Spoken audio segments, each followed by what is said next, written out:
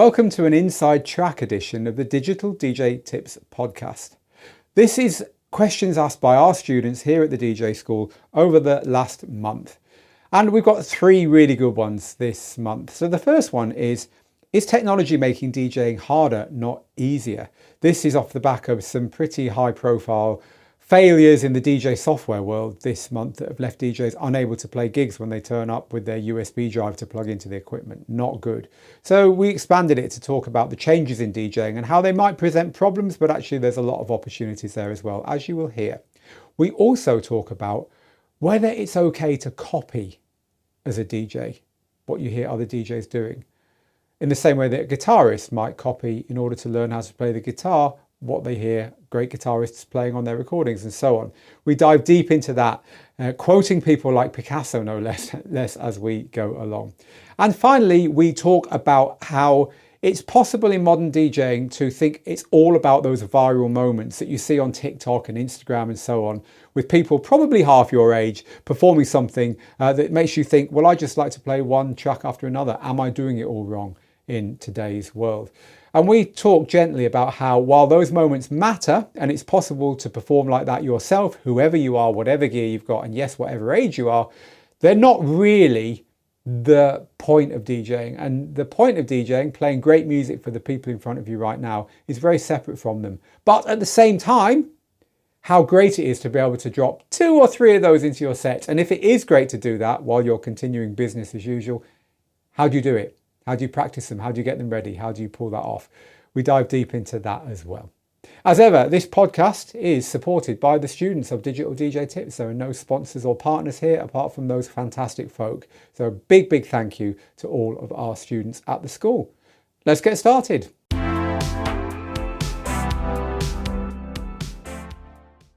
Our first topic is one that has come up this month because of some of the missteps that the DJ tech companies have made. And the question is very simple. Is technology actually making DJing harder? Do you need to be an IT specialist just to get to the start line as a DJ nowadays? Very valid question in the face of software crashing, companies saying you must revert to the previous version, or we can't guarantee that your DJ USBs will work when you plug them into systems. Enough to strike fear into the very heart of any performing DJ, isn't it? Because the deal is that your gear works, because if it doesn't, you're the one who looks stupid in front of a crowd, right? So that is the deal with these companies. So when it frays at the edges, well, then things come to a head. That's why we're talking about this month. That's why we're talking about it this month. But look, there's a bigger question here, isn't there? Because let's think about DJing back in the day. Back in Grandad's day, there were 2 analog turntables. There was a analog mixer, which literally was like a switch between the two that had the equivalent of a dimmer switch to fade each one in and out, right? That was basically it. And that plugged into an analog sound system and off you went. And if you were very lucky, someone had installed some stage lighting as well. Look, you couldn't get more simple, could you? But let's just rewind a second and think what was hard about DJing back then. Well, firstly, it was hard to do at all. We often had to make our own gear because it didn't exist. Hacking, before the word even existed in the way we use it nowadays, was what we were just doing to get to that first base, because, hey, you couldn't just buy DJ gear and software and stuff like you can today. But past that, you needed music, and music cost money, and it was scarce. The music you wanted might not be available. You might have to pay over the odds or buy imported music, or be the first person at the shop when it opened, when the delivery arrived, or just know the right people so that the music you wanted was kept under the counter for you. So there was a money and time commitment just to getting the music you wanted to play.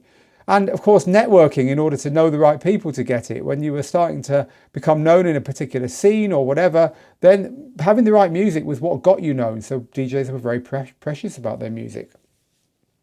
There was a paucity of opportunity back in the simple DJing days. In other words, there weren't many gigs.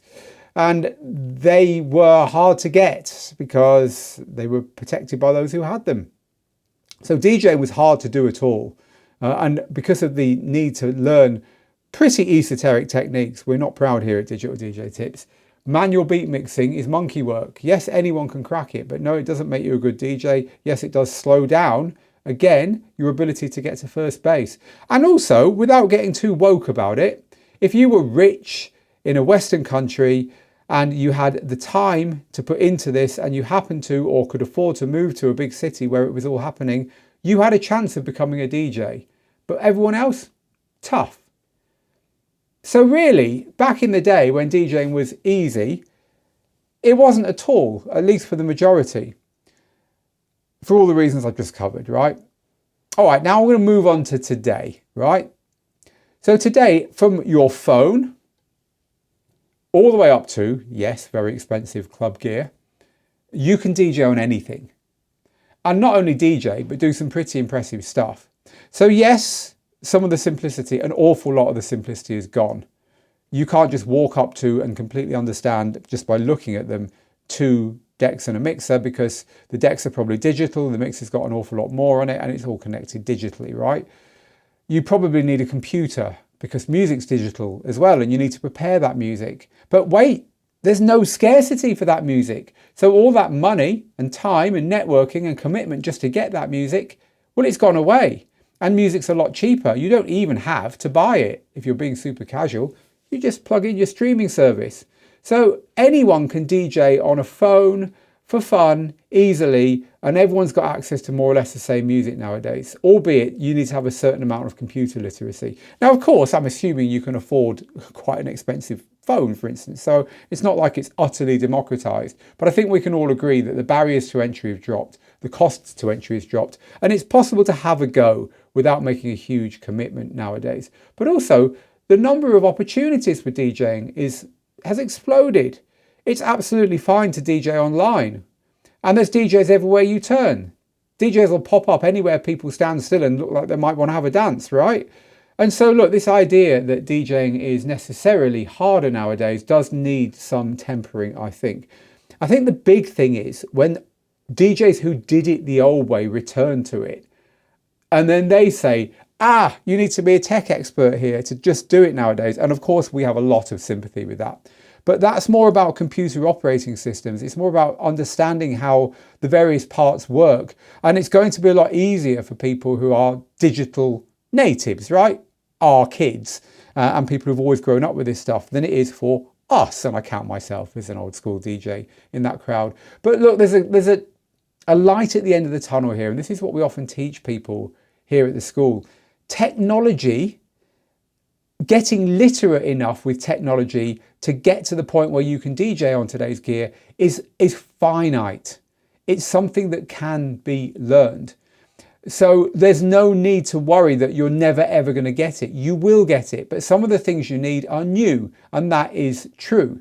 So look, once you realize that it's possible to learn a level of modern knowledge to be able to DJ with modern gear and use computers and digital music and all that kind of thing, once you realize that, then you have a choice as to how deep you want to go. In other words, what level of complexity you want to get to. Because at the very basic level, you can replicate our 2 analog decks and a mixer with something called DVS or digital vinyl, where you take that exact same 2 analog decks and a mixer. In fact, you could use the same ones that you put in the garage or in the attic or wherever, in the cellar 30 years ago, dust them off, and with a small amount of kit and a laptop, you can turn that into what you remember. In other words, 2 decks that you can play music on. None of the bells and whistles of modern DJing at all, because there is a mode on any of these digital vinyl systems that lets you just play. If you jog the record deck, the digital version of your record will jog. So you can learn the complexity to get to that point reasonably easily. If you can use a laptop and you can figure out downloading music or even making a playlist in a streaming service, you can DJ the way you always have. All you need is that level of complexity. Now, the next level up that people go to nowadays usually is a DJ controller and a mix and a laptop. So you've still got the laptop, but you just plug a box into it. Now this can be very simple as well because the box has got everything in it. So you don't need the turntables and the mixer. Very often this is the way that new DJs go who never owned that kit because it's simple, it's cheap, it works. Here is where it can get complex if you don't understand computers again. So the real literacy you need here to stop DJing getting harder with the way it's done today is really understanding the basics of operating systems, of where your files go when you download them and how to copy and paste and how to back up and all that kind of thing. But that's useful in other areas of life. So if you've fallen a bit behind on that, it probably is worth learning.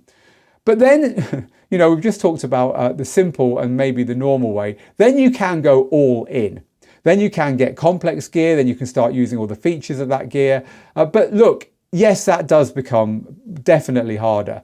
But in another way, it's all easier because all the things that you go all in on actually are designed either to make your DJing sound great or to make it easier to get good results. So things like analyzing your tunes so that you know the musical key and you know the BPM, so that at the press of a button, you can make the tunes sync together without needing any of that manual beat mixing. Or you can make the tunes musical keys match so that you can now mix them together so they sound harmonically great as well, as if you were a musician, but you're not. This is making things easier. Or as I said, it's making it easier to get much better results. Now, if you throw in the most recent development in digital DJing, which is real-time stems, now this is when you can separate the vocals and the drums and the bass lines and the music and so on from each other in real time. Well, obviously things are getting more complicated. We're moving further away from our almost mythical now 2 decks and a mixer and a pile of vinyl. But it's amazing. Every a cappella you could ever wish for at your fingertips. And you know what? Because this is cutting edge, because this is early adopter stuff still, it is harder to get that to work on DJ systems and you will have more problems, but it's a new frontier. It's up to you how far you go. The gains are great and a lot of them do make it simpler, but that doesn't mean that it's all moving in the direction of utter simplicity, because it isn't and no one's pretending it is. I think the takeaway here is 2 things. One, as I just said, it's up to you how far you go, how complex you make it. There are always simple ways through. And 2, technology is finite. Everything you need to know about modern technology to DJ the modern way can be learned. And you can lock it down when you're happy with it.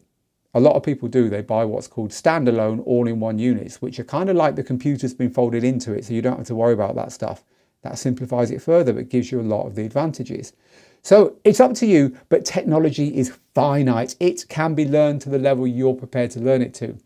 The real joy here is that DJing, the art of DJing, the art of knowing what to play in front of people right now to get the best result, is infinite. It's infinite. You will never learn it all. And that was always the case. There were an awful lot of DJs back in the day who had mastered the technology. They'd mastered the manual beat mixing, but they were pretty boring because they weren't mastering the DJing side of it. And there is your glimmer of hope if you think DJing is getting harder. It's not. It always was hard. Knowing the right track to play for the people in front of you right now is nothing to do with the technology. It's all to do with you. It's all to do with your experience of crowds. It's all to do with your knowledge of music and your passion for what you're doing. And that has not changed one bit as we've gone on this ride. Digital DJ Tips will be 17 years old in just a few months. And we've seen a lot of changes, but look, we're called Digital DJ Tips. We only started when it started going digital. 20 years before that, I was DJing throughout the first revolution when we went from record decks to CDJs, to CDJs that took USB drives, and then finally to computers. It has changed beyond recognition, but has it become harder? I think we can say for certain it's become less simple. But I would actually argue it's become more democratic and easier to do, but maybe not quite so easy to do really well. Let us know what you think. We'd love to hear your thoughts on this.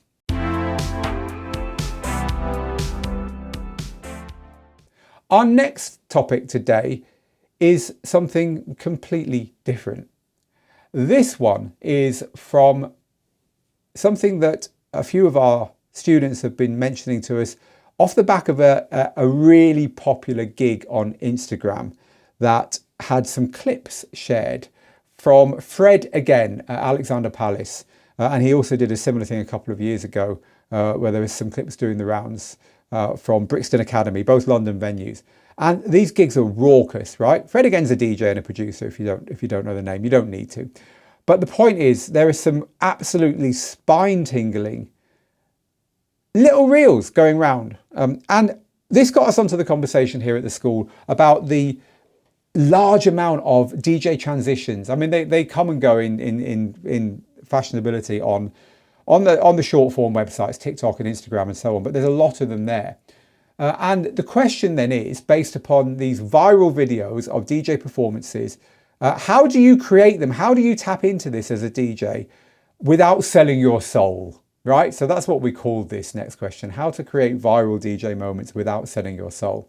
If you go to a lot of DJ training resources online, you find that nowadays they seem to spend all their time talking about building an audience and releasing content and how to have your Instagram profile formatted. And, you know, it's like music never gets a look in. And of course, that has to be wrong.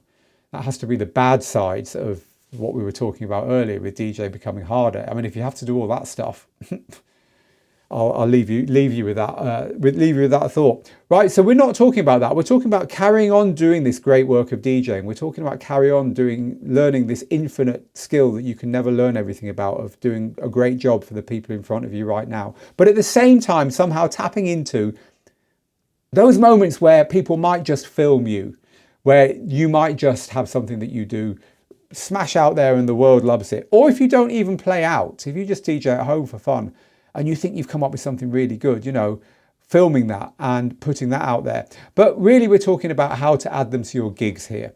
So look, let's talk about the things that people are doing online, because this is where we start to, it's almost like hearing a foreign language. You see these transitions and you think, I could never do that.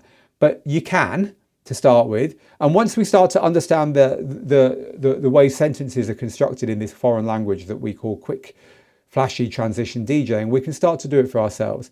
So look, firstly, there are tools out there that can help you.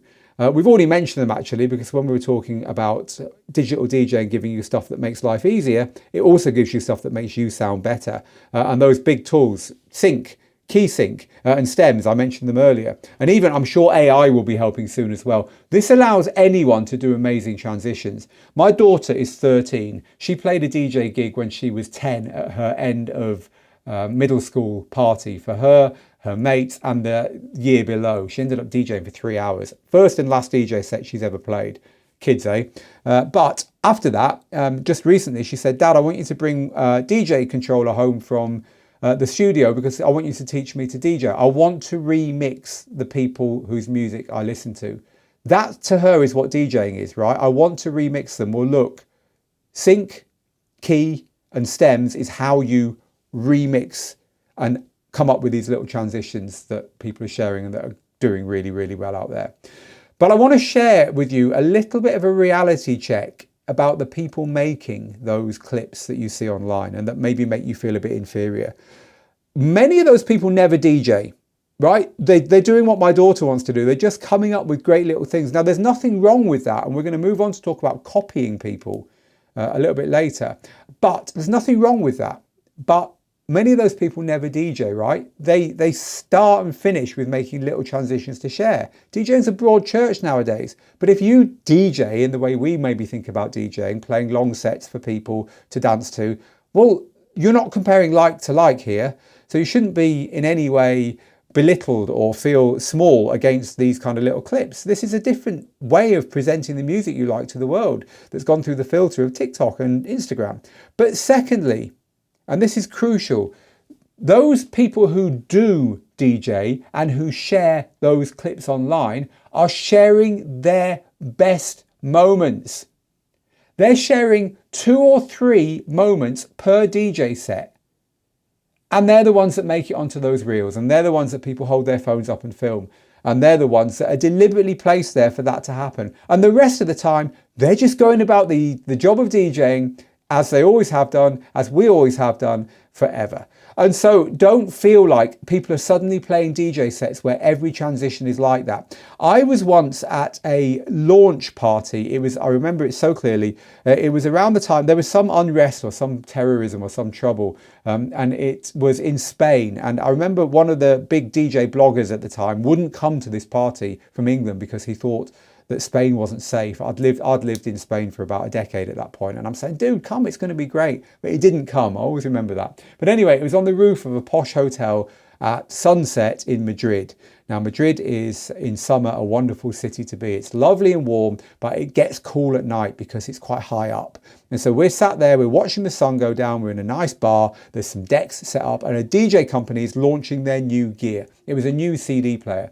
And they'd booked a couple of DJs to play. Now the first, I'm not going to name any names here, the first DJ was someone who was blowing up in that scene where you perform, where you do a routine, where you do something which everyone stops and watches, right? And he had been paid to show off these new CD decks, right? So he'd prepared a set where literally every transition was those viral moments, and this was before viral was a thing, but he'd prepared this set, right? And it was awesome. He was like quick mixing, he was jumping from track to track, and he'd prepared every single bit of it. You could tell he'd practiced for weeks to get this right. After he'd finished, another DJ came on, a guy who I know from years ago. He's remixed a lot of fantastic music, and he's got a great musical collection, great taste. And he just was getting more and more nervous. And I stood with him saying, why are you nervous? He's like, I can't do that.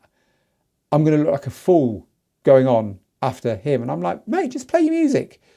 Anyway, he went on and he got as far as playing 2 tracks. And then he's sweating and he just said, I can't do it, I can't do it. And he put his headphones down, took the music off, someone else came on and whatever. And he had been completely belittled. He had been made to feel in his own head, not by this other DJ, worthless in the face of a DJ set that was all performance. But this is the trap, because not only is that very rare, but people aren't expecting that. And so you don't have to pack your set with these moments. 2 or 3 are absolutely fine. No one's expecting that. You've got performance here at one side of it, imagining a big spectrum. At the other side, you've got normal performance, just playing. On the other side, you've got a completely practiced routine and everything in between, all the way down to just basic DJing, and they're all fine. So the trick is to have 2 or 3 of these moments ready. So how do you get them?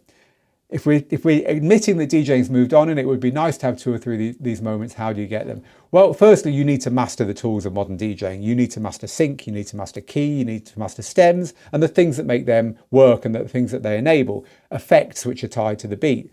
Beat grids, which is a way of making sure that even if your songs have got complicated rhythms, the equipment reads those rhythms correctly so that all these tools work really well. And then the tools that are designed to make DJing easier than playing records, like cue points, where you can jump between parts of the song, beat jump, where you can move up or down through a song while retaining the rhythmic structure. In other words, if you jump from this part of the song to this part of the song by 8 bars, it moves literally at the point in those 8 bars where you were when you hit move, so that the rhythm carries on. These are all things that have been given to you. They're not hard to master. They're certainly not hard to do in a performance, but until you know how to use these things, and looping, of course, looping's a big one, then you're never going to be able to perform these kinds of transitions because they're all using them.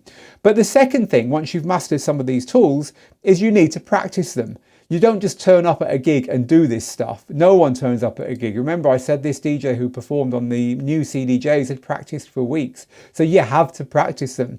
And then you have to have them to hand, ready to play in your DJ sets as part of a longer DJ set. But the point here is that it's fun to practice these things, and they're going to make you more excited about playing those DJ sets.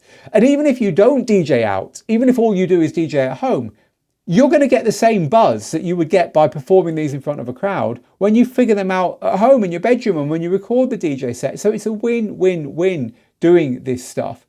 And so if you practice using the tools of modern DJing, just a few nice little tweaks and a few nice little transitions and a few nice little mini mixes or mashups using some of these tools. One, it's not hard. It's not like learning to scratch or something like that. Often you're just pressing 2 or 3 buttons in order, but you've worked out where to press them. If you practice a few of these things, and if you incorporate them as part of your longer DJ sets, you'll give people some of those wow moments, but you'll continue to DJ the way you always have, and it doesn't need to overawe you. And by the way, one tip, do it at the very end of your set, because people will walk away talking about it and singing it all week, and your name will be on their lips. The advantage then is that you look forward to your gigs more as well. So there is no real loss here in learning a few of these things.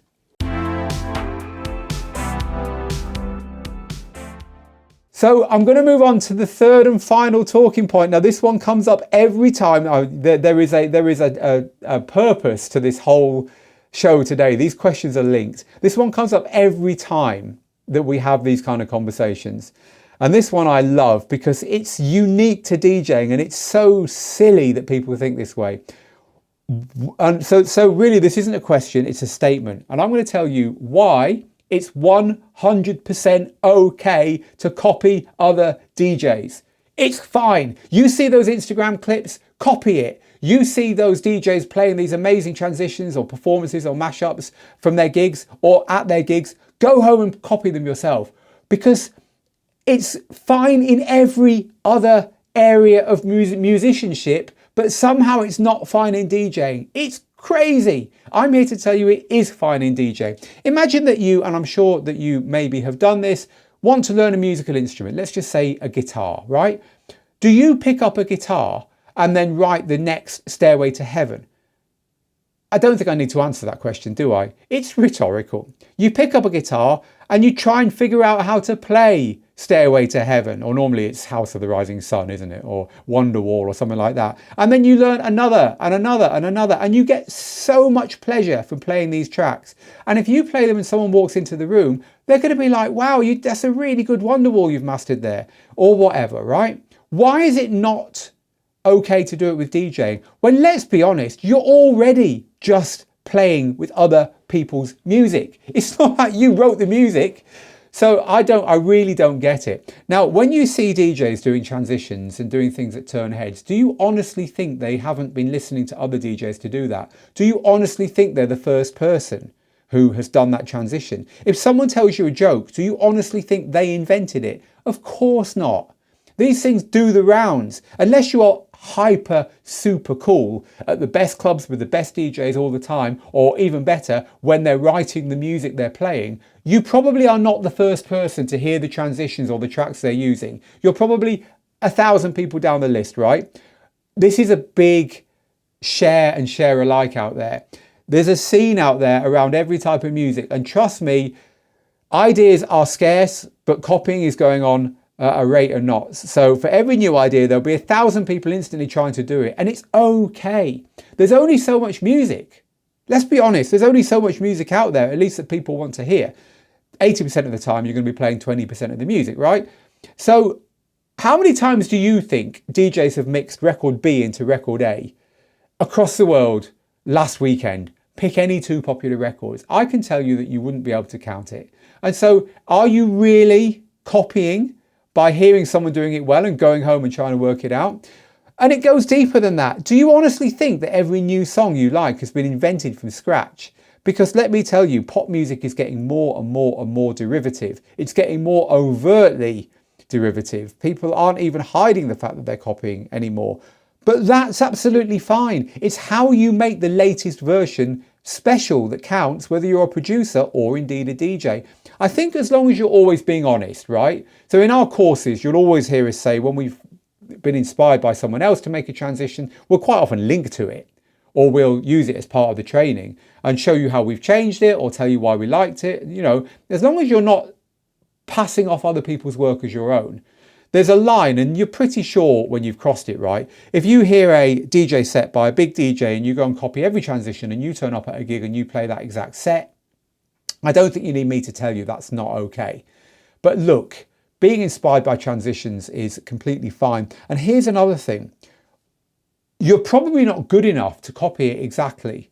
So this is really big in the world of music. When we made our course with the big trance DJ, Ferry Corsten, recently, Ferry said, one of my favourite tracks of all time is his track, Out of the Blue, by System F.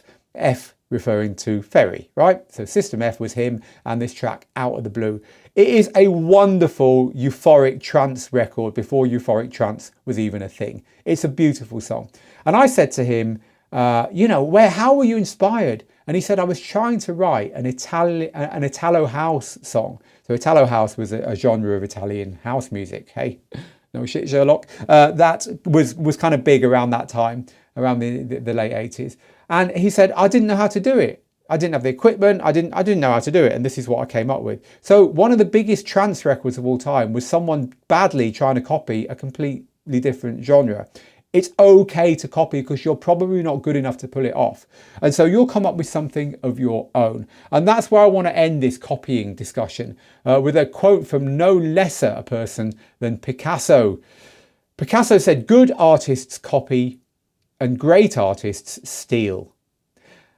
And so the way I've always read this is good artists, and he thinks it's okay to do this, just see someone else who's good, and if they're good enough, they can copy it. It's like the painter who can paint a very, very good version of a Rembrandt or something, right? That takes a lot of skill. So good artists copy. They can give you a copy of someone else's work.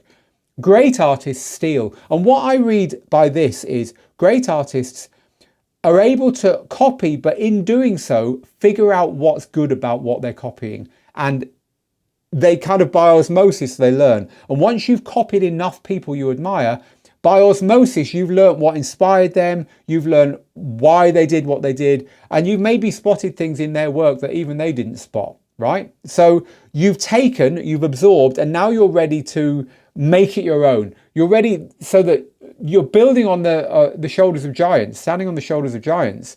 DJing has always progressed in this way. Don't ever think it hasn't. So Picasso is giving you basically a manifesto to develop your own identity as a DJ without pretending that you invented everything from scratch, which you patently didn't, right? It's okay to copy other DJs. Do not feel that there's something about DJing that means you're not allowed to do that. Loads of you commenting about all of this stuff in the live show comments as well. So thank you everyone who's with us from our student group. If you're not a student of Digital DJ Tips, you're listening to the public podcast. This is part of a longer show that we have in our student group for our course owners, and we always have comments coming in. So Mixmaster G in the comments says, I heard that Sebastian Ingrosso's Swedish House Mafia starts every single new project with let's steal a kick drum. And then, of course, from there on in, they make it their own. I love that. Holger says, I love it that great artists steal. Ralph says, are you even good enough to have imposter syndrome? That's great. I like that. Thank you, Ralph. Express VHab says, I believe it's all about the music. If the music is good and the crowd is happy, it doesn't matter if you play spectacular transitions or not. But your own style is what's important. I totally get it. I suppose what we're saying is it's nice to have a few transitions up your sleeve as high points of a DJ set, but they certainly shouldn't dominate. That's definitely something I can agree with you on there. So if you search Ultra Music 2026, which is going on right now, isn't it, Mixmaster G, on YouTube, and you get their channel, there are a few different stages. You can find the schedule on there and you can watch the live shows and see DJs doing this. Yeah, what a great time. This weekend is Ultra Music, isn't it? Thank you, team, for sharing that. What a great time to watch DJs. Watch what they're playing and watch how they're making very similar music their own by the way they mix it. I do like that. I do think that's great. So I've copied a couple of small transitions from DJs like Questlove and Samantha Ronson. They've really helped me immensely, says Kesha. And Joe Man says, great motivation. I'm new to DJing, but I've got so many ideas in my head. Oh yes, always carry a notebook around. I will start making notes from now on, says Joe Man. And I can execute them once I learn how to use the tools. I love that. Now, I said earlier, before we went live for the podcast, to one of our students, I was going to read out his comment, and this was a comment that threw back to what we were talking about with regards to DJing getting harder. And this, I think, this nails it. So I want to read this out in full. So thank you, Roman, for this in Prague. Roman says, I've been doing gigs since 1980, only for fun, and I normally have 5 to 6 gigs a year. It's true that it used to be much easier to manage 2 turntables and 1 mixer than it is today. When today you usually have to set up a controller and a laptop and streaming services and get all the updates and so on. But, says Roman, the digital era allows us to make transitions using cue points, waves, loops, stems, which we could only dream about back in the 80s. And when I'm using a standalone controller, playing from a prepared USB, it really is very similar to those 80s days, but with all the advantages. And he goes on to say that PA systems have changed a lot and they're much more advanced and they sound a lot better because of that. He says, I had to transfer from classic vinyl to digital with the help of Digital DJ Tips courses and webinars. Oh, well, thank you for trusting us with that, Roman. I'm glad that we've helped you to make that transition. And that does actually bring me on to how I want to close today, because there has been method to the madness of the things that we've been talking about today. If you're a student of Digital DJ Tips or you follow this website in school, you might just have heard that we're at a very exciting point in our school's year, because we're about to launch a brand new DJ course. And DJ courses here are pretty big news. We don't launch a course every 3 or 4 days or whatever. This is, we spend months and months and months on these and maybe launch 1 or 2 a year. In fact, the last one we launched was Ferry Corsten's trance mixing course. But this one is our latest course, and it is called the Transition Toolbox. So the Transition Toolbox is 50 done for you DJ transitions. Now they're mainly ours, but true to form, there are a few from our team and there are also a few from outside. And we felt we had to include them because they were so cool and we hadn't seen anyone else break them down. And yes, we do tell you when that's the case. These are DJ transitions that use all the things I've been talking about, mainly stems, sync, cues, loops, and key mixing, right? So these are all the things that modern digital DJing brings you. We've used all original records. In other words, the versions they play on the radio, the versions you maybe owned on 7-inch, because we've gone all the way from 50 years ago right up to date and picked the biggest records we could find and shown you how to make those viral moments, those mashups, those mini mixes, those transitions, those a cappella mixes, all those things that you see DJs doing on social media or even at their gigs. And you think, how did they do that? We show you how to do it, but more importantly, we give you our blessing to copy us. Now, these are not difficult.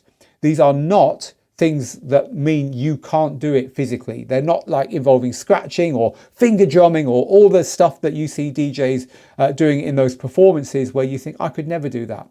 These are more about the idea and simple execution of those ideas. Anyone can do them on any modern DJ system or any modern DJ gear. So they're instant viral moments that you can just pick up, copy with our blessing and use in your next set. Just 1 or 2 of them, just to give you that excitement and to give you that feeling of, I can't wait to go and play that set. But more importantly, we explain the thinking behind them. And this is the difference between what Picasso was saying, that good DJs copy and great DJs steal. We want you to steal our creativity and make it your own and understand how we came up with these transitions.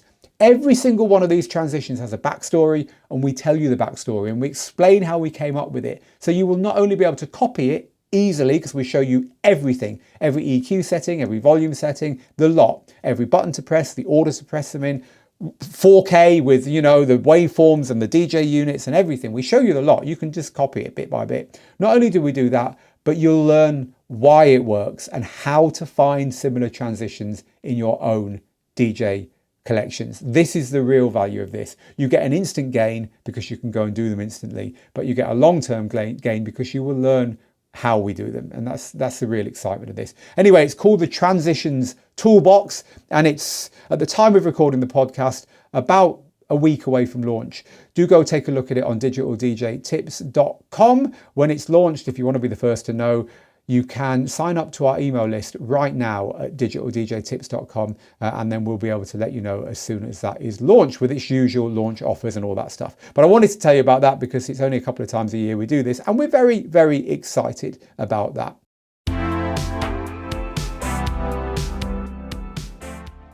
And that's where we're going to leave it today. I really hope you enjoyed today's show.